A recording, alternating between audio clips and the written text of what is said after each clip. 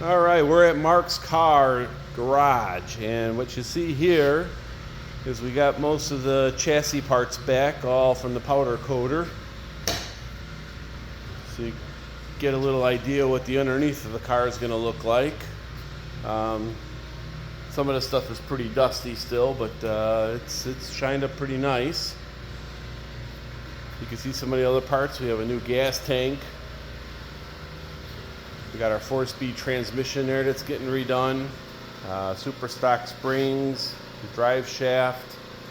So all the parts are getting ready for reassembly. Should be getting the car back from paint probably in about 2 weeks.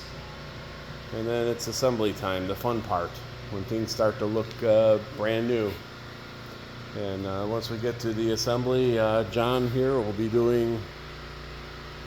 We're going to be doing the build. Doing the build. So we're going Making for the fire happen, all the electrical, suspension rebuild, brakes, everything. Yep. We'll build the rear end. Yep. So Correct all the suspension parts that need correcting. as you can see, we disassembled this thing. Nothing's being overlooked. Every nut and bolt on this car is being gone through. You got Mopar Performance leaf springs in the back. Those were done. You got your drive shaft. Yep. Differential's already painted back there. It looks ugly from here, but it's painted back there. Well, that's going to go back. It's a 323 Posi, what it came with. So we're pretty much going for what it was born with. Really not making any modifications here. Just maybe coating things a little bit better than it would have been coated from the factory.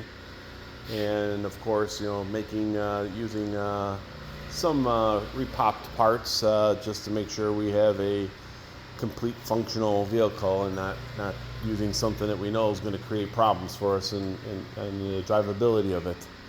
So look out for the next video and you should be able to see the car coming out of paint.